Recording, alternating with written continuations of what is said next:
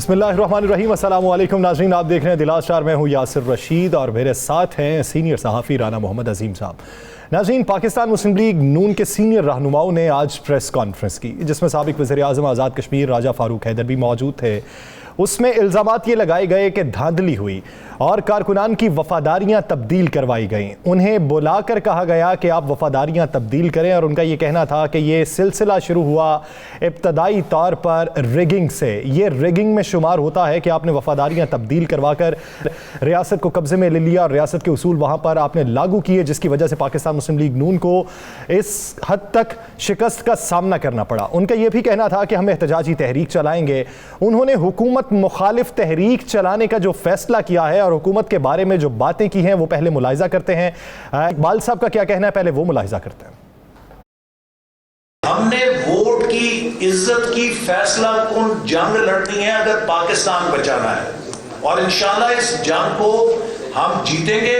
पाकिस्तान के अवाम के साथ, जम्मू कश्मीर के अवाम के साथ, गिलगित बल्तिस्तान के अवाम के साथ मिलकर जीतेंगे, क्योंकि ये हमारे आने वाले नस्लों की जंग है, ये इस मुल्क के मुस्तकबिल की जंग है।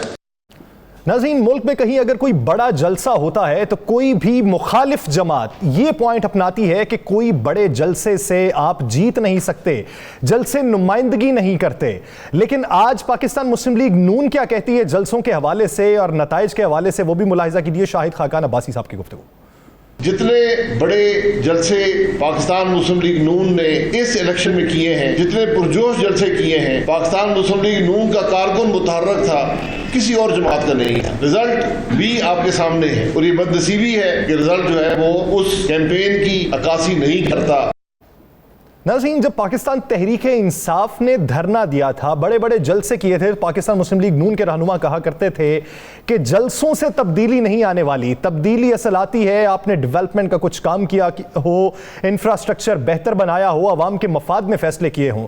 तो आज पाकिस्तान मुस्लिम लीग नून का जो तहरीक चलाने का फैसला है और जलसों के हवाले से उनका जो मौक़िफ़ है, राना साहब की तरफ बढ़ते हैं। राना साहब, पहली बात ये तहरीक चलाने की जो बात थी, अब इस तहरीक चलाने में मददगार कौन साबित होगा? क्या मौलाना फजलुर रहमान से दोबारा से रब्ता किया जाएगा या फिर हो चुका? बिस्मिल्लाहिर्रहमानिर्रहीम, अस्सलातु वस्सलामु अलैका या सय्यदी या रसूलल्लाह, अस्सलातु वस्सलामु अलैका या सय्यदी या हबीबल्लाह। या सर, बड़े अच्छे क्लिप आपने चलाए, कमाल हो गया। शाहिद खान अब्बासी साहब, पहले मैं उनके क्लिप्स में एक जवाब दे दूँ। उन्होंने कहा कि जितने बड़े जलसे इस दफ़ा हुए हैं और जितना मुतहर्रक इनका कारकुन इस दफ़ा था, पहले नहीं था, और किस तरह हो सकता हम हार जाएं। तो शाहिद खान अब्बासी साहब मुझे बता सकते हैं कि पिछले इलेक्शन में इनके जलसे इतने बड़े नहीं थे, तो ये इलेक्शन जीत किस तरह गए थे? इतनी ज़्यादा नशिस्तें, PTI से ज़्यादा नशिस्तें इनके पास किस तरह आ गई थी? तो क्या उस वक्त भी कोई फरिश्ते आए थे? उस वक्त भी कोई जुल्लू फिरा था? उस वक्त भी कोई ऐसा मामला हुआ था? तो इनको पहले तो वो याद रखना चाहिए जो इलेक्शन 5 साल पहले हुआ था, उसमें इन्होंने क्या क्या किया था, किस तरह इनके वोट इससे कम थे, इससे ज़्यादा बड़े जलसे नहीं थे, तो वो उस वक्त किस तरह जीत गए। और दूसरी बात है, जलसों में आने वाली तादाद से इलेक्शन का तयन नहीं किया जा सकता। या सर, पाकिस्तान के अंदर सबसे बड़े जलसे पाकिस्तान की मजहबी जमातें करती हैं। जमात इस्लामी का जलसा बहुत बड़ा होता है। अल्लाह जन्नत में अला मकाम अता फरमाए, खादम हुसैन रिजवी साहब के जलसे बेइंतहा बड़े जलसे थे। साद रिजवी के जलसे बड़े जलसे थे। मौलाना फजलुर रहमान के जलसे आप सोच नहीं सकते कितने कितने बड़े जलसे हुए। मुस्तफ़ा कमाल का जलसे आउट क्लास जलसे थे। MKM के जलसे बहुत बड़े जलसे हुए। तो फिर मुझे बताएं, इतने बड़े जलसों वाले जो लोग हैं वो हार क्यों गए? जमात इस्लामी क्यों नहीं जीतती? मौलाना फजलुर रहमान क्यों नहीं जीते? अपने हल्के से हार गए। तो शाहिद खान अब्बासी साहब वो बात करें जिसमें कोई हकीकत होती है। जहाँ तक बात रहेगी या सर तहरीक चलाने की, लिख लें, ये तहरीक नहीं चलेगी। ये तहरीक इतनी ही चलेगी बस कि 2, 4, 6 जलसे जुलूस होंगे जो इन्होंने अपनी मुत्तहिदा अपोजिशन, 9 रुकनी मुत्तहिदा अपोजिशन जो इन्होंने बनाई हुई है, बल्कि अब 8 रुकनी रह गई है अपोजिशन, खिलाड़ी भी टीम के पूरे नहीं है इनके पास। वो जो अपोजिशन इन्होंने बनाई हुई है, उनके अब जो जलसे होंगे, उन जलसों में अब कश्मीर की भी बात हो जाया करेगी। भाई, कश्मीर के स्टेक होल्डर अब हैं तहरीक इंसाफ, कश्मीर के स्टेक होल्डर हैं पाकिस्तान पीपल्स पार्टी, कश्मीर के स्टेक होल्डर्स हैं, वो लोग जिन्होंने इस इलेक्शन न रहा। भाई मुश्ताक मिनास आपका आदमी है, आपका साबिक वज़ीर इत्तलात व नशरियात रहा है, आपका चीफ ऑर्गेनाइजर रहा है, वो अपनी हार को तस्लीम कर रहा है, तो आप कह रहे हैं कि जी वहाँ पे धांधली हुई। आप कह रहे हैं सरदार तनवीर इलियास साहब को मुबारकबाद भी पेश की। तो फिर मुझे बताएं कि इनका कौन सा कोलो फेल का आप जवाब देंगे? भाई बात सीधी सी है, सिंध में मुस्लिम लीग नून को ख़त्म कर दिया गया, बलोचिस्तान में मुस्लिम लीग नून को ख़त्म कर दिया गया, KPK में मुस्लिम लीग नून को ख़त्म कर दिया गया, ख़त्म होकर रह गई, ना होने के बराबर है। पंजाब में आपने आपस के इख्तलाफात से मुस्लिम लीग नून को नुकसान पहुँचाया। सिंध और उसके कश्मीर के अंदर मोहतरमा के बयानिए, नवाज शरीफ के बयानिए ने मुस्लिम लीग नून का जनाजा निकाल दिया। अब आप इल्ज़ाम लगाएं किसी पे भी, किसी को भी आप इल्ज़ाम देखिए, इल्ज़ाम क्या होना चाहिए? आपके पास रिजल्ट की कॉपी है, कोई एक पोलिंग स्टेशन दिखा दें कि जिस पे मुस्लिम लीग नून ये कहे कि जनाब मेरे पोलिंग एजेंट के पास ये 3000 वोटों की एक रिज़ल्ट है, जनाब रिटर्निंग अफसर जो है उसके पास ये रिज़ल्ट नहीं है, फिर तो हम मान लेंगे ना या सर, फिर तो आ जाएगा कि जनाब ऐसा हुआ है। बल्कि मैं आपको कह देता हूँ, कई हलके तो ऐसे हैं कि जहाँ पर मुस्लिम लीग नून के कैंडिडेट जो हैं वो कहते हैं जनाब हमारे वोट ज़्यादा निकल आए हैं, ऐसा भी हुआ है। अब बहुत ज़्यादा हल्के ऐसे हैं, एक हल्का बता दें, देखिए चार पोलिंग स्टेशन के हवाले से शिकायत आई, फौरी तौर पर उस पर नई पोलिंग शुरू होने लगी, नई पोलिंग का ऐलान कर दिया गया है। भाई एक सबूत तो लेकर आए ना, कोई एक चीज़ तो लेकर आए कि जनाब हमें इस वजह से हराया गया, ये हमारा रिज़ल्ट था, ये रिज़ल्ट जनाब पोलिंग स्टेशन से हमने लिया है, रिटर्निंग अफसर ने इसको नहीं माना, कोई एक चीज़ नहीं। और पंजाबी का एक फ़िक्रा है ना, आटा गूंदे हिलनी क्यों है। अब मुस्लिम लीग नून के पास रह कुछ नहीं गया यासर, अब यही करना है। आज कहा इन्होंने जनाब के हम ये करेंगे वो करेंगे, कुछ नहीं होगा। मैंने आपसे कहा था कि 14 अगस्त को जलसा नहीं होगा, इस्लामाबाद में कहा था मैंने, हमने प्रोग्राम में कहा था कि 14 अगस्त को जलसा हो रहा है, नहीं हो रहा। ये तहरीक चलाए ना, ये जनाब 2 से 3 दिन ढोल पीटेंगे, उसके बाद ख़त्म हो जाएगा। आज प्रेस कॉन्फ्रेंस करनी चाहिए थी मरियम साहिबा को, आज सामने आना चाहिए था मरियम साहिबा। बुनियादी तौर पे अगर प्रेस कॉन्फ्रेंस करनी थी तो कल के दिन करते सर, कल के दिन करते, चले आज भी कर लेते। मरियम साहिबा को करनी चाहिए थी, शहबाज शरीफ साहब को बैठना चाहिए था प्रेस कॉन्फ्रेंस में। मुस्लिम लीग नून के सदर कौन है? शहबाज शरीफ। मुस्लिम लीग नून के शहबाज शरीफ के बाद कौन है, बाद या पहले कौन है? जनाब वो मरियम साहिबा हैं, बल्कि मरियम साहब पहले ही हैं, तो उनको आना चाहिए था ना। आप शाहिदा खान अब्बासी और एहसन इकबाल को बिठा देती हैं। चलें एहसन इकबाल बताएं, उनका अपना हल्का है ना, नारोवाल, शकरगढ़, जफरवाल, वहाँ से क्यों आ रहे हैं? वहाँ से इलेक्शन क्यों आ रहे हैं? ये वहाँ से आज़ाद कश्मीर के इलेक्शन में जो वोटिंग हुई है वहाँ से क्यों आ रहे हैं? क्या वहाँ पे धांधली हुई है?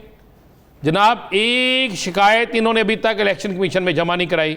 बंदे जो 2 मरे हैं वहाँ पे, वो PTI के कारकुन मरे हैं, वो PTI के कारकुन मर्डर हुए हैं वहाँ पे, वो मुस्लिम लीग नून के नहीं हुए। तो फिर आप किस पे इल्ज़ाम लगा रहे हैं? यासर साहब कोई तहरीक नहीं चाह रही। अब आपको मैं बड़ी खबर दे देता हूँ, आज इनका मौलाना फजलुर रहमान से कल भी रब्ता हुआ, आज भी रब्ता हुआ। आज इन्होंने फिर एक दफ़ा पीपल्स पार्टी से रब्ते की कोशिश की, वहाँ से फिर जवाब मिल गया।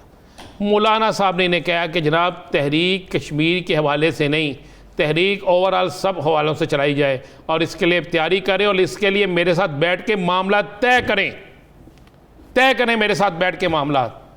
अब मौलाना साहब को एक तो नई परेशानी पड़ गई है कि मौलाना साहब को परेशानी तो ये पड़ गई है कि सिंध में जो मौलाना साहब के लोग हैं वो तो मुस्लिम लीग नून के भी खिलाफ हैं, वो पीपल्स पार्टी के खिलाफ तो थे ही थे, वो मुस्लिम लीग नून के भी वहाँ पे खिलाफ हैं, वो हुकूमती इत्तेहादियों के साथ जा रहे हैं, तहरीक इंसाफ के इत्तेहादियों के साथ। तो मौलाना साहब भी बेचारे जो हैं वो समझ लें कि उस पोजीशन पे पहुँच गए हैं मौलाना साहब कि ना आगे ना पीछे। अब मौलाना साहब तहरीक के लिए तैयार हो रहे हैं, लेकिन वो कहते हैं तहरीक वो करें कि एहतजाजी जलसे करें, जलूस करें और यही होगा। अब इसके लिए इजाज़त चाहिए मुस्लिम लीग नून को मियाँ शहबाज शरीफ की। शहबाज शरीफ साहब अभी किसी मूड में नहीं है। यासर मैं आपको फिर क्लियर कह रहा हूँ, शहबाज शरीफ किसी मूड में नहीं है। वो कहते हैं 2023 गुजरने दें, इस साल के आखिर में जाकर हम कोई अपनी एहतजाजी तहरीक शुरू करेंगे और उसके बाद 2023 तक जाए तो एहतजाजी तहरीक जाएगी, फिर जाकर हम कोई इलेक्शन की तरफ जाएंगे। इतनी देर पहले जाके हम थक जाएंगे। ये मैं आपको बिल्कुल आपको हकीकत कह रहा हूँ, कोई एहतजाजी तहरीक नहीं चल रही। ये कश्मीर का इलेक्शन जो है का जो शोर है, ये पाकिस्तान में जो इनका मुतहिदा एक इत्तेहाद है 8 रुकनी, उसमें चला जाएगा, बस वहीं तक रहेगा, इसके अलावा और कुछ नहीं होगा। 2-4 दिन का रोना धोना है, सियासी बयान होंगे, लेकिन तहरीक अगर चलेगी तो वो 2023 के इलेक्शन के लिए चलेगी, तो उससे कुछ अर्सा कबल चलेगी। नाज़रीन, इस पर बात करेंगे एक शॉर्ट ब्रेक के बाद। Stay with us.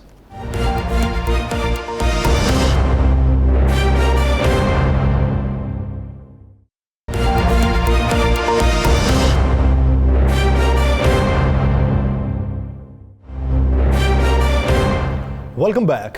नाज़रीन, ये जो एक धांधली का शोर जारी है और ये जो एक कैफियत सी तारी है, इस पर हुकूमती जवाब जो है वो बहुत से वज़रा दे चुके हैं। आइंदा की हिकमत अमली क्या होगी? अगर अपोजिशन जो है वो तहरीक चलाती है तो फिर हुकूमती रद्द अमल क्या होगा?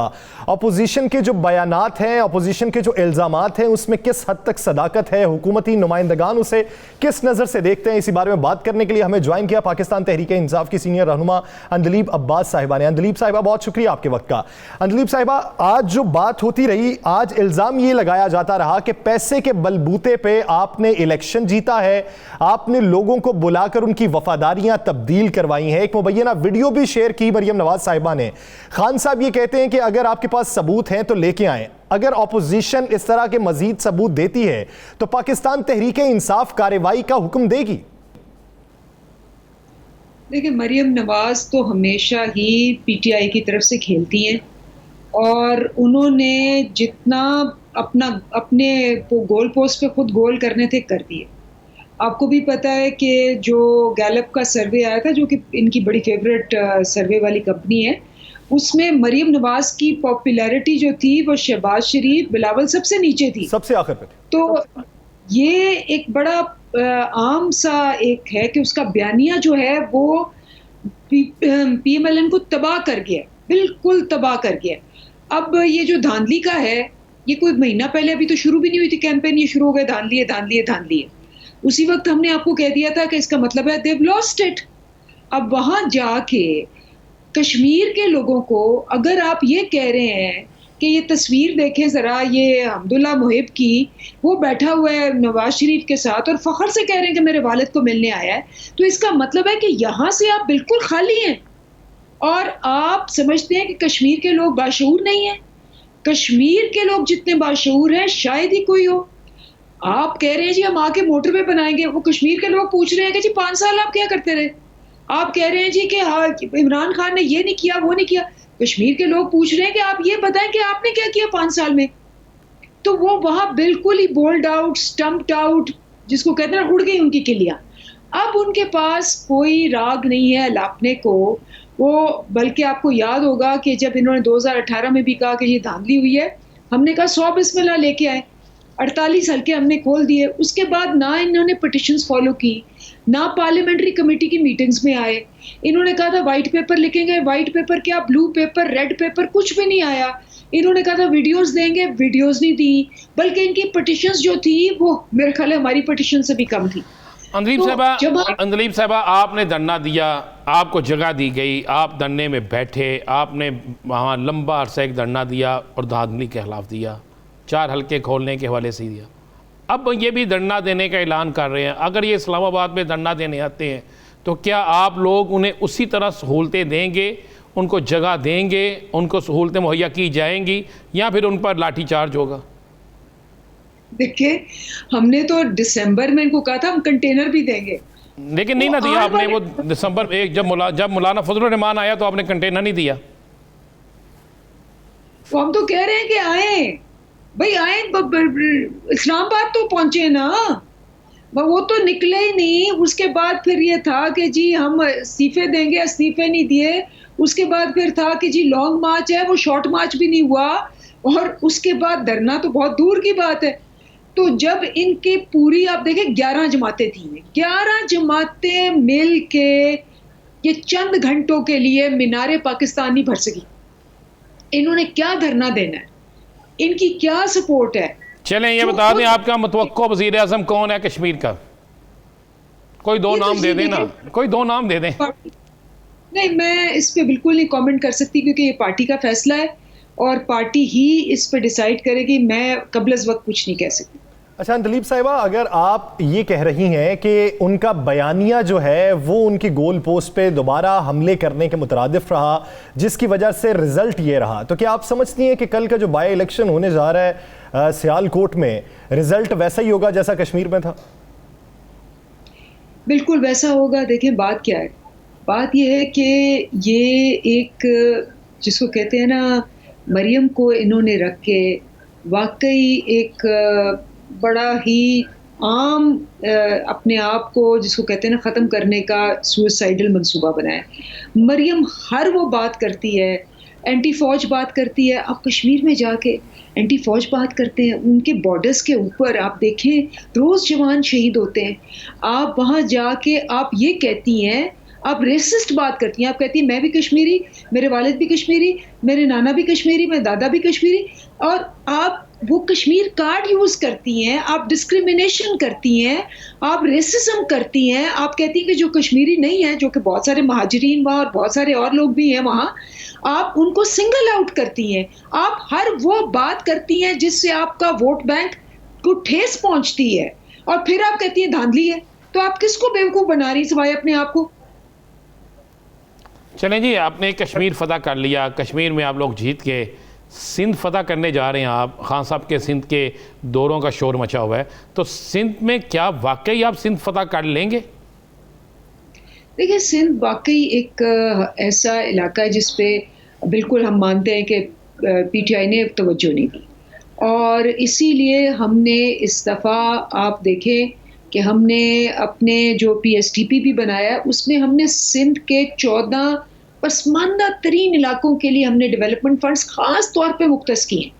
और अब हमारा जो है वो पूरी स्ट्रेटजी बन चुकी है कि हमने कैसे उन एरियाज़ को डेवलप करना है, और कैसे हमने वहाँ जाके हमारे प्राइम मिनिस्टर भी और हमारे बाकी वर्कर्स भी वहाँ जाके अपनी जो हमारी कनेक्टिविटी है ग्रास रूट्स पे वहाँ फैलानी है, जो कि हकीकतन जिसकी कमी है। तो सिंध जो है उसमें जो आप ये तस्लीम कर रही हैं कि सिंध पे तवज्जो नहीं दी गई जितनी तवज्जो दी जानी चाहिए थी, लेकिन आपने वोटिंग से पहले कराची पे खुसूसी तवज्जो दी, उसका रिजल्ट भी आपके हक में निकला, आपके ज़्यादातर लोग वहाँ से मुंतखब हुए। लेकिन कराची की जो सूरत हाल है, क्या आप ये समझती हैं कि आपने भी वैसा ही रिस्पॉन्स दिया जैसा आवाम उम्मीद कर रहे थे? देखिए मसला कराची में है कि वहाँ जो सूबाई हुकूमत है वो ना खेलती है ना खेलने देती है। तो सिंध में फिर कैसे खेलने देगी? तो देखिए अब हमने एक स्ट्रेटजी थोड़ी सी बदली है। आप देखें कि हमने जो K4 है या बाकी जो प्रोजेक्ट्स हैं, अभी ग्रीन लाइन आ रही है, ये हमने अब कोशिश बड़ी की उनके साथ काम करने की। अब हम डायरेक्ट ला रहे हैं, और डायरेक्ट लाने में ऑब्वियसली ये जो भी चीज़ें आगे पेश करेंगे अवाम सारी देखेगी, और अवाम जो है वो हमारे साथ होगी, क्योंकि अवाम के बेनिफिट के ये प्रोजेक्ट्स हैं। तो हमने थोड़ी सी स्ट्रेटजी चेंज की है वहाँ, और आप सिंध में भी देखेंगे कि हमारी स्ट्रेटजी थोड़ी सी चेंज की है। हमने फंड्स देने हैं लेकिन सिंध गवर्नमेंट पे नहीं लगाने, हमने सिंध के अवाम पे लगाने हैं। तो इसलिए हमने कहा है कि हम डायरेक्ट जहाँ जहाँ जा सकते हैं हम वहाँ जाएंगे और पब्लिक बेनिफिट के काम करेंगे। आपने कहा कि पब्लिक बेनिफिट के काम करेंगे। चलें, आपकी हुकूमत आ गई, सिंध में तो प्रॉब्लम्स आई, सिंध में काम नहीं हो रहा। पाकिस्तान के बाकी 2 सूबे ऐसे हैं जिसमें मुकम्मल आपकी हुकूमत है, उन सूबों में भी डेवलपमेंट के हवाले से आपके अरकान असम्बली भी शिकायत करते हैं, लोग भी शिकायत करते हैं, वहाँ पर क्या मसला हुआ? देखिए जहाँ तक पहले 2-2.5 सालों का था मसले थे, और पिछला 1.25 साल तो आपको पता है कोरोना की वजह से, लेकिन अब इकॉनमी हमारी स्टेबल हो गई है। आपने देखा कोरोना के अंदर पाकिस्तान की मिसाली परफॉर्मेंस थी, ग्रोथ के लिहाज से, सेल्स के लिहाज से। अब इकॉनमी का पहिया चल गया। जब इकॉनमी का पहिया चला है तो आपको नज़र आएगा केपी में भी, अब केपी में इस वक्त जितनी टूरिज्म कैपेसिटी है उससे डबल हो गई है, और ये जो है इसने पूरी इकोनॉमी को ऊपर ले आना है। सिमिलरली अगर आप यहाँ भी देखें पंजाब के अंदर भी तो लेकिन अंजलि साहबा, इंशाल्लाह क्या आप समझ नहीं है कि टूरिज्म पे उतनी तवज्जो दी गई है जितने दावे किए गए थे? आप आज की सूरत हाल देख लें, सवात में जाने वाले सयाह फंसे हुए हैं, 700 रुपए फी लीटर पेट्रोल वहां से मिल रहा है और वहां से अहकामात ये आए हैं, हिदायत ये आई हैं कि यहां पे आने वाले अफराद पेट्रोल फिल करवा के आए। तो मैकेनिज्म तो तब्दील नहीं हुआ। नहीं, ये तो देखिए ये एक यूनिक सिचुएशन है, ये ऐसे नहीं होता। पिछली ईद पे आपको पता है लॉकडाउन था, लोग बेचारे 4 महीने से कहीं नहीं गए। तो ये जब इस ईद पे लॉकडाउन नहीं हुआ तो एक ओवरफ्लो हुआ है और ये होता है वी शेप्ड इकोनॉमी रिकवर जब करती है तो बहुत जल्दी नीचे आती है और फिर बहुत जल्दी ऊपर जाती है, लेकिन ये स्प्रेड आउट हो जाएगा। लेकिन आपके कहने के बात सही है, जो इन्वेस्टमेंट्स हमारी होनी थी 2020 में, वो चूंकि कोविड आ गया, सारी ट्रैवलिंग बंद हो गई, टूरिज्म सारी जगह बंद हो गया। हम तो इंटरनेशनल टूरिज्म पे बहुत ज़्यादा कर रहे थे, इंटरनेशनल टूरिज्म भी इंशाल्लाह अगले साल वापस आएगा, बट ये टूरिज्म के अंदर बहुत इन्वेस्टमेंट होगी। ये एक ऐसी इंडस्ट्री है। आपने टूरिज्म की बात शुरू हो गई है अंजलि साहबा, सवात में चलो हो गया, कलाम, बहरीन, कागान, नारान हो गया, मरीज जहाँ सबसे ज़्यादा लोग जाते थे, सीवरेज का निज़ाम आपका वहाँ तबाह हो गया, दख्त वहाँ पे काटने शुरू हो गए सरेआम, वहाँ पे इतनी ज़्यादा बिल्डिंगें बननी शुरू हो गई कि वहाँ की खूबसूरती ख़त्म होना शुरू हो गई। तो ये क्यों हो रहा है? जब आप सियाहत पे इतना तवज्जो दे रहे हैं तो सबसे बड़ा सियाहती मुकाम जो है वो इन तमाम सहूलतों से महरूम क्यों? देखिए, ये जो रीप्लांटेशन है इसकी तो पूरी ड्राइव हो रही है। आप मई को कहते हैं, आप ये मरगला में मेरे सामने आप देखें क्या हाल था आज से 2 साल पहले, और दरख्त काटे जा रहे थे। इस्लामाबाद की ग्रीनरी कितनी कम हो गई थी। मैं तो आपकी बात कर रहा हूँ 2 साल पहले की नहीं कर रहा मैं, अब आपकी हुकूमत है, मैं आपकी मरी की बात कर रहा हूँ। आप आज बारिश हुई है, वहाँ पे मार रोड जो बड़ा खूबसूरत था, वहाँ पे पानी खड़ा है, वहाँ पे दरख्त काट रहे हैं, फुटेज मौजूद है। मैं कह रहा हूँ कि उस पर तवज्जो क्यों नहीं? वहाँ पे बिल्डिंगें बन रही हैं बगैर नक्शाजात के, बगैर मंजूरी के। बिल्कुल, इसके ऊपर पूरी आप देखें कि पूरा इसके ऊपर एक प्लान बना है जिसमें आप ये जो मरी गेस्ट हाउस है और ये सारा ये हमने पब्लिक कर देना है। मैंने बताया इस सियाहत पे 1 साल का 1.25 साल का गैप और डिले आया है कोविड की वजह से। बहुत अनसर्टेनिटी थी, लॉकडाउन्स थे और इसीलिए, और इकोनॉमी का भी बहुत इशू था। हमने 4 महीने सस्टेन किया था, इकोनॉमी बिल्कुल बंद थी और हमने वो सारे जो पैसे हैं वो डाइवर्ट किए हुए थे एहसास प्रोग्राम के अंदर। अब आप देखें कि इंशाल्लाह इस पे काम जरूर शुरू होगा। आपने देख ही लिया नथिया गली उम्मीद करते हैं इस पे काम जल्द शुरू हो और दावों के मुताबिक हो। अंदलीब साहिबा, अपोजिशन जब इल्जामात लगाती है कि महंगाई उरूज पर पहुंच चुकी है तो जवाब ये आता है कि कुव्वत खरीद भी बढ़ चुकी है। ये वावेला बेबुनियाद है, पूरी दुनिया में महंगाई बढ़ी हुई है। हमारे वज़ीर आज़म आज़ाद कश्मीर में जाते हैं और वहाँ पे जलसे में ये कहते हैं कि यहाँ पे महंगाई कम करेंगे। आपके स्टेट बैंक के गवर्नर आज ये कहते हैं कि महंगाई अब भी जितनी है बहुत ज़्यादा है। महंगाई को कम करने के लिए मैकेनिज्म कब मुरत्तब होगा? देखिए, पहली बात तो यह है कि लास्ट ईयर 9.7 थी, आज ही स्टेट बैंक वालों ने रिलीज़ किया है और गवर्नर ने बताया कि 8.7 है। और इस वक्त सारी दुनिया में आपको पता है कि इस वक्त अमेरिका के अंदर भी कोई 40% कीमतें ज़्यादा हो गई हैं बिकॉज सप्लाईज शॉर्ट हुए। 1 साल बंद रही है प्रोडक्शन दुनिया के अंदर, तो वो सप्लाई शॉर्ट हुए, प्राइसेस शूट कर गई हैं, तेल की, हर चीज़ की। अब हमारा जो प्लान है वो ये है कि हमने सप्लाईज बढ़ाने हैं। तो जो हम इंपोर्ट किया करते थे, फॉर एग्जांपल एग्रीकल्चर के अंदर, आपने देखा ही है कि हमने उसकी डबल ट्रिपल यील्ड के लिए और उसके लिए काम करना शुरू कर दिया है। जो सबसे बड़ा प्रॉब्लम हमारे लिए है वो ये है कि हम बड़ी महंगी बिजली बनाते हैं, वो हम तेल बेस बनाते हैं, उसकी ऑल्टरनेटिव्स हमने ढूंढने शुरू कर दिए।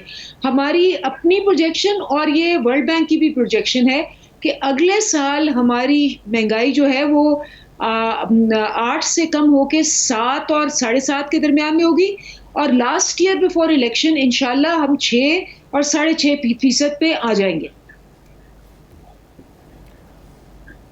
इससे कम हो जाएगी और सूरत हाल मजीद बेहतरी की जानिब गामजन हो जाएगी। बहुत शुक्रिया अंदलीब अब्बास साहिबा इस अपना वक्त देने के लिए। नाज़रीन, दीगर इश्यूज़ पे बात करेंगे एक शॉर्ट ब्रेक के बाद। Stay with us.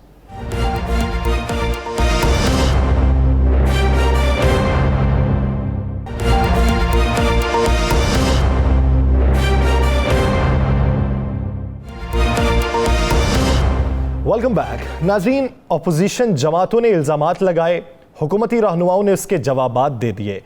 इसके बीच में पाकिस्तान पीपल्स पार्टी की हिकमत अमली क्या होगी? एक तरफ ऑपोजिशन जो है पाकिस्तान मुस्लिम लीग नून, वो तहरीक चलाने की ख्वाहिश रखती है और उन्होंने आगाज भी करने का इंदिया दे दिया है। तो क्या पाकिस्तान पीपल्स पार्टी उस तहरीक में शमूलियत इख्तियार करेगी एक ऐसे वक्त में कि जब वो आज़ाद जम्मू और कश्मीर में एक बड़ी ऑपोजिशन पार्टी बनकर सामने आई है, पाकिस्तान पीपल्स पार्टी का रिवाइवल हुआ है? इसी बारे में बात करने के लिए हमें ज्वाइन किया है पीपल्स पार्टी के सीनियर रहनुमा फैसल करीम कुंडी साहब ने। कुंडी साहब, बहुत शुक्रिया आपके वक्त का।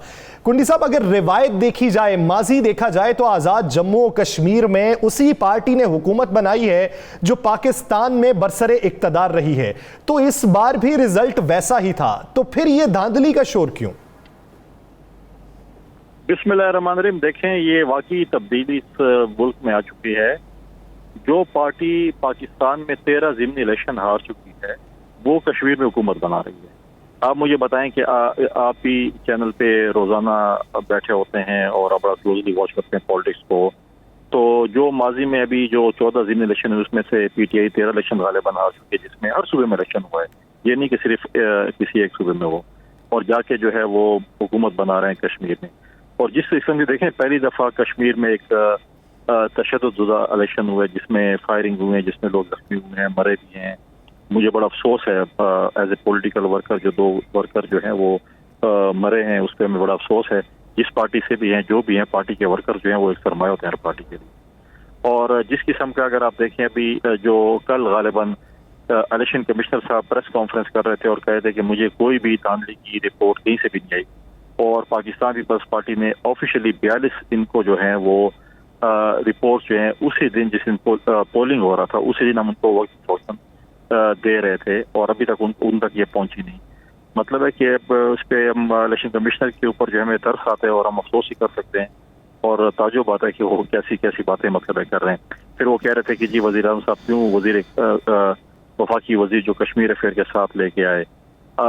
आपने तो उनको कहा था वफाकी वज़ीर साहब को कि आप जो है वो कश्मीर छोड़ जाएं, और वज़ीर आज़म साहब उसको बगल में फिरा के घुमा रहे थे, तो उस वक्त इलेक्शन कमीशन ने अपनी इख्तियार इस्तेमाल नहीं किए।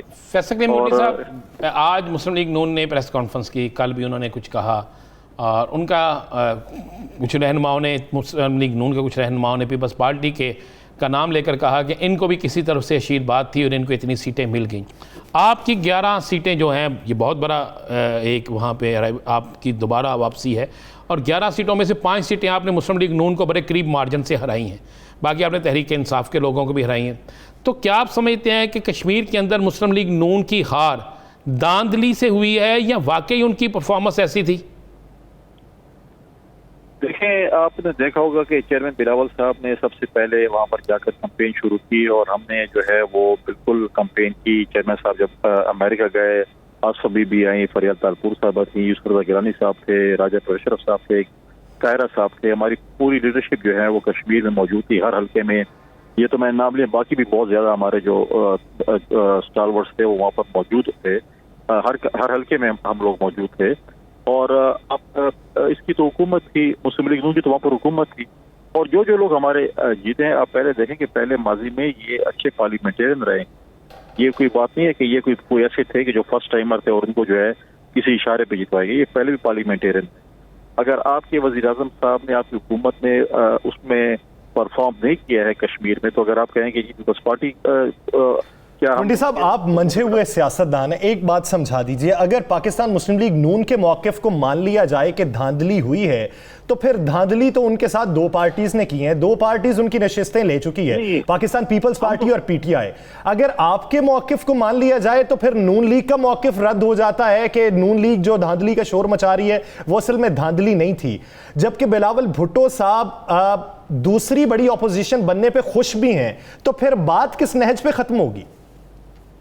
उसके बाद इसमें देखें, हम तो अभी भी कह रहे हैं धांधली हुई है। हम तो देखें अभी भी 3 सीटों पे हमारा एक इशू चल रहा है, एक पे रिकाउंटिंग है, एक पे रीपोलिंग है, 4 पुलिस स्टेशन पे, 2 पे हमने रिकाउंटिंग की दरखास्त दी हुई है, और ऐसी सीटें हैं जिसपे हम समझते हैं कि हम इससे भी ज्यादा सीटें ले जा सकते हैं। लेकिन इस धांधली में, इस तशद्दुद इलेक्शन में पीपल्स पार्टी फिर भी 11 सीटें लेके गई है, जो कि हम अपने पार्टी के वर्करों को और लीडरशिप को वहाँ पर सलाम पेश करते हैं। अगर नून ये कहते, हम तो कहते हैं कि धांधली, हम तो ये नहीं कहते। इलेक्शन से पहले जिस तरीके से वज़रा वहाँ पर पैसे तकसीम कर रहे थे, इलेक्शन से पहले जिस तरह कैंपेन हो रही थी, धांधली तो ये है कि एक कॉन्स्टिट्यूशनल पोस्ट पे डिप्टी स्पीकर कौमी असम्बली बैठा हुआ है और वफाकी वज़रा जो है वो दंदनाते पुलिस स्टेशनों में फिर रहे हैं, उनको कोई रोकने वाला नहीं है। ये धांधली नहीं है, कॉन्स्टिट्यूशनल पोस्ट का बंदा कैसे पुलिस स्टेशन में घूम फिर रहा है, किसके लिए, पीटीआई के लिए घूम रहा है। तो ये, और उससे पहले जो चीजें हुई हैं, जिस तरीके से पैसे तकसीम हुए, जिस तरह डेवलपमेंट स्कीमें तकसीम हुई, जिस तरह कहा गया था कि एक वोट पे जीतोगे तो पता नहीं कितने करोड़ रुपए मिलेंगे, अब हम देखते हैं ना कि वो करोड़ों रुपए जो इन्होंने वादे किए वो किस तरीके से देते हैं। फैसल करीम कुन्नी साहब, मुस्लिम लीग नून तहरीक चलाने का ऐलान कर रही है इस धांधली के खिलाफ, जो वो कह रहे धांधली, तो क्या पाकिस्तान पीपल्स पार्टी इस तहरीक में उनका साथ देगी? नहीं, देखिए, पाकिस्तान पीपल्स पार्टी और PMLN में तो अभी वो अलायंस नहीं है कि हम एक दूसरे का साथ दें। अभी तो ये कबल अज़ वक्त है कि हम उसका साथ देंगे या नहीं देंगे, लेकिन अभी हम जब PDM में इकट्ठे थे और हम ये कह रहे थे कि अदम एतमाद की तहरीक लेके आनी चाहिए पंजाब में और फेडरल में, उसमें मुखालफत तो PMLN ने और जमीयत उलमा इस्लाम ने की थी। आज अगर मेरे ख्याल में अगर आज PDM का वो इत्तेहाद बरकरार रहता तो शायद ये होता कि आज PDM जो है वो कश्मीर में इस पूरे धांधली के बावजूद भी और वायलेंस के बावजूद हुकूमत बनाने की काबिल होती। लेकिन वो इत्तेहाद तो PMLN और JY ने तोड़ा, हम नहीं तोड़ा। यही कह रहे थे कि इस्तीफे दें। आज वो इलेक्शन भी लड़ रहे हैं, उस वक्त इस्तीफों पे अटल थे कि हम इस्तीफे देंगे, लॉन्ग मार्च करेंगे। अब ना उन्होंने इस्तीफे दिए ना लॉन्ग मार्च किए, अब वही इलेक्शन वो लड़ रहे हैं, तो फिर PDM तोड़ने का फायदा क्या हुआ उनको? अगर आज वो PDM होता तो शायद हमारी PDM की शायद यहाँ पर जो है इस पूरे उसमें भी, इस सख्ती में भी हम शायद हुकूमत बना रहे। कुंडी साहब, आप ये देखिए कि PTI ये कहती है कि हम इलेक्शन रिफॉर्म्स करना चाहते हैं, अपोजिशन पार्टीज हमारे साथ बैठने को तैयार नहीं है। बाय इलेक्शंस होते हैं, GB के इलेक्शन होते हैं, AJK के इलेक्शन हुए, तो धांधली का फिर जो शोर है, आप ये नहीं समझते कि वो हुकूमत के बयानिए को तकवीत देता है? एक बार मिल बैठ जाएं, सिफारिशात आप भी पेश कर दे, हुकूमत भी पेश कर दे, वो अवाम के सामने आप अपना एजेंडा रख दें, हुकूमत अपना रख दे, अवाम भी बेहतर फैसला करने के लिए तैयार हो जाएगी कि कौन इलेक्शन रिफॉर्म्स चाह रहा है, कौन इंतखाबी इस्लाहात शफाफ तरीके से लाना चाहता है। देखिए, पहली बात तो इस हुकूमत में संजीदगी नहीं। हम कौन सी हुकूमत के साथ इलेक्शन रिफॉर्म्स बैठे, जिन्होंने इदारों के कहते हैं हम बड़ा एहतराम करते हैं। जब इलेक्शन कमीशन आपको कहता है कि आपका वजीर यहाँ से बेदखल हो जाए और वज़ीर आज़म साहब बगल में उस वजीर को साथ घुमा रहे होते हैं, ये इदारों का वो होता है एहतराम होता है। ये इलेक्शन रिफॉर्म्स की बात होती है। ये तो संजीदा, आप वो EVM मशीन की कहते हैं कि इलेक्ट्रॉनिक वोटिंग मशीन, उस पर थर्ड पार्टी ऑडिट हुए, बहुत एतराज़ हैं। जिस मुल्क में RTS सिस्टम का स्विच ऑफ कर दिया जाए, उसको खराब कर दिया जाए, उसमें EVM मशीनें क्या काम करेंगी? EVM मशीनें तो फिर तो कंप्यूटराइज होंगी, जिस तरह भी डाल दिए कोई पता नहीं चला था, आप जाएंगे तो पुलिस। तो ये हुकूमत जो है इस किसी चीजों में संजीदा नहीं है। ये कश्मीर इशू पे संजीदा नहीं है। कश्मीर इशू पे जब मीटिंग थी तो वज़ीर आज़म साहब मौजूद थे उस मीटिंग में, मुझे बताएं। या पाकिस्तान के हवाले से, सलामती के हवाले से जो भी मीटिंग्स हुई हैं, 3-4 मीटिंग्स हुई हैं, क्या उसमें किसी मीटिंग में वज़ीर आज़म साहब मौजूद थे? तो खुद संजीदा नहीं है। दूसरे कश्मीर के हवाले से तो ये पहले कहते थे कि हम हर जुम्मे पे यकजहती मनाएंगे, 4 जुम्मे के बाद 5वें जुम्मे को भूल गए कि हमने क्या करना है। फैसल करीम कुन्नी साहब, पीपल्स पार्टी भी धांधली कह रही है कि धांधली हुई, मुस्लिम लीग नून भी कह रही है धांधली हुई। क्या पाकिस्तान पीपल्स पार्टी इस धांधली के खिलाफ तहरीक चलाएगी, कानूनी रास्ता इख्तियार करेगी, अदालतों में जाएगी, इलेक्शन कमीशन के पास जाएगी, या एहतजाजी तहरीक चलाएगी? क्या करेगी? हम हर फोरम पे जाएंगे। हमारी पार्टी की मीटिंग इसके ऊपर हो रही है। जैसी पार्टी लीडरशिप जो फैसला करेगी, हम बिल्कुल अदालतों में भी जाएंगे, हमारे फोरम पे जाएंगे। फिर एहतजाजी तहरीक चलानी पड़ी वो भी चलाएंगे। हमारी पार्टी की मीटिंग होने वाली, जैसी मीटिंग में जो फैसला होगा लीडरशिप करेगी, हम उसी को फॉलो करेंगे। तो कुंडी साहब, अपोजिशन लीडर के नाम फाइनल हो चुके? नहीं, अभी तक फाइनल नहीं हुआ। तो नाम कब तक फाइनल हो जाएगा? ये पार्टी लीडरशिप मीटिंग करेगी बहुत जल्द, और उस पर जो है इसमें कोई इतनी बड़ी वो नहीं है, इंशाल्लाह बहुत जल्द फाइनल होगा। तो क्या कश्मीर के अंदर मुत्तहिदा अपोजिशन बनाने के लिए आप पाकिस्तान मुस्लिम लीग नून से रब्ता करेंगे? हम तो देखिए, हम तो पॉलिटिकल लोग हैं, हम तो हर किसी के साथ बात करने को तैयार हैं। हम तो ये बातें नहीं है। और जहाँ तक लीडर ऑफ द अपोजिशन है तो हमारे पार्टी के इंशाल्लाह सारे तकरीबन हमारे जाले मुतल्लिक है। हमारे पास कोई ATM मशीन नहीं है जिसपे और कौन सी ATM मशीन को जो है वो हम वज़ीर आज़म बनाए लीडर ऑफ द अपोजिशन। हमारे पास पुराने सारे हमारे पार्टी के पुराने लोग तकरीबन इलेक्ट हुए हैं, उनमें से हमारे पुराने पार्टी के कोई जो जियाला होगा वो इंशाल्लाह लीडर ऑफ द अपोजिशन। पुराना पार्टी का जो जियाला होगा वही अपोजिशन लीडर होगा। बहुत शुक्रिया फैसल करीम कुंडी साले से अपना वक्त देने के लिए। नाज़रीन, दीगर इश्यूज़ पे बात करेंगे एक शॉर्ट ब्रेक के बाद। Stay with us.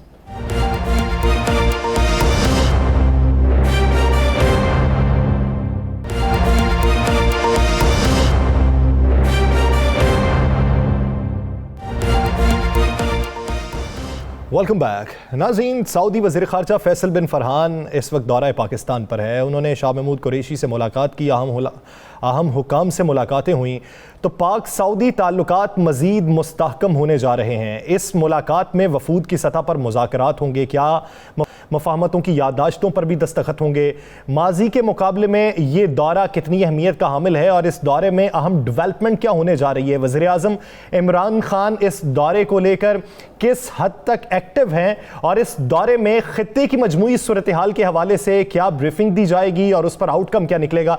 राना साहब की तरफ बढ़ते हैं। राना साहब, सऊदी ताल्लुकात को लेकर ये दौरा कितनी अहमियत का हामिल है और खित्ते की मजमूई सूरत हाल के हवाले से इस दौरे में डेवलपमेंट क्या होगी? देखें यासर, ये दौरा बड़ी अहमियत का हामिल है। देखें, दो चीज़ें थी। पाकिस्तान पर बड़ा प्रेशर था, IMF का प्रेशर, वर्ल्ड बैंक का प्रेशर, आलमी कुव्वतों का प्रेशर कि पेट्रोल की कीमतों को बढ़ाया जाए। पेट्रोल की कीमतें बढ़ने से पाकिस्तान के अंदर महंगाई का एक नया तूफ़ान आने वाला था।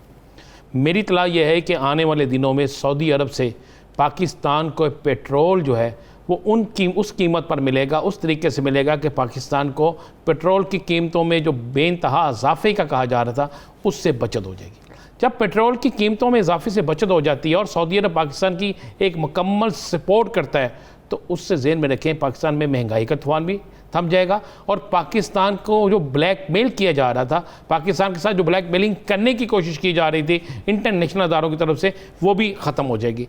आज ये जो दौरा है, देखें ज़हन में रखिएगा, ये वज़ीर ख़ारजा हैं और ये सऊदी फरमारवा के मर्ज़ी के बगैर नहीं आए और ये इस दौरे को मैनेज करने में बहुत अहम किरदार अदा किया है सऊदी सफ़ीर नवाफ बिन अल-मालकी ने और ये बड़ा अहम दौरा था। इस दौरे में बहुत सी अहम सी चीज़ें हैं और सऊदी सफ़ीर ने जितनी इसमें मेहनत की, और मैं आपको ये भी बता दूं, अगस्त के महीने में सऊदी अरब से एक बहुत बड़ा डेलीगेशन आ रहा है पाकिस्तान और वो डेलीगेशन जो है वो पाकिस्तान आकर पाकिस्तान की मौशत के लिए अहम तरीन किरदार अदा करेगा।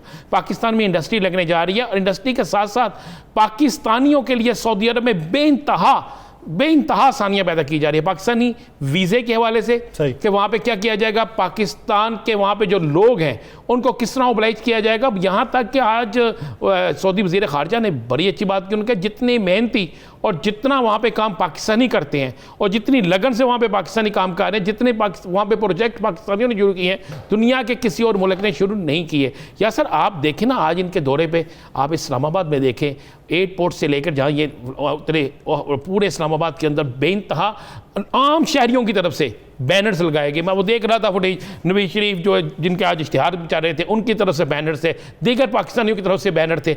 यानी पाकिस्तान और सऊदी अरब के दरमियान जो एक क्लैश पैदा करने की कोशिश की गई, ये दो इख्तलाफात की जो खबरें चल रही थी, जो ये चल रहा था कि सऊदी और पाकिस्तान के तल्का ठीक नहीं है, इस दौरे के बाद बिल्कुल वाज़ी हो गया कि पाकिस्तान और सऊदी अरब एक है। और मैं आपको फिर ये बड़ी खबर दे दूं कि आने वाले दिनों में ये जो अगस्त का महीना है, आप देखेंगे कि इस अगस्त के महीने में सऊदी अरब के अंदर पाकिस्तान के लिए कितनी बेहतरी होती है और पाकिस्तान के अंदर सऊदी अरब कितनी इंडस्ट्री लगाता है। अगस्त में एक बहुत बड़ा डेलीगेशन आ रहा है और इसके लिए सऊदी सफ़ीर जो नवाफ बिन मालकी है, ये इस पर बड़ा अहम किरदार अदा कर रहा है। और आज बड़ी चीज़ें जो हैं उस पर साइन हुए हैं, बड़े मुआहदे हुए हैं, बड़ी चीज़ें गुफ्तगू शनीद हुई है वज़ीर आज़म के साथ। तो गुफ्तगू में उन्होंने बाकायदा सऊदी वलियत जो है उनके अहम पैगामात भी पहुँचाए और वज़ीर आज़म की तरफ से भी उनके नेक ख्वाहिशात का इजहार किया गया है। और ये अगले 2 से 3 दिन में सऊदी हुकूमत की तरफ से एक प्रेस रिलीज जारी होगी, उसके बाद आपको नजर आ जाएगा वाकई ये दौरा जो है मुआशी इस्तेहकाम और मुआशी बेहतरी में कारआमद होगा, उसके लिए मुआविन भी साबित होगा। नाज़रीन, दिलास्टार से मुझे और राना अजीम साहब को दीजिए इजाज़त। अल्लाह निगहबान।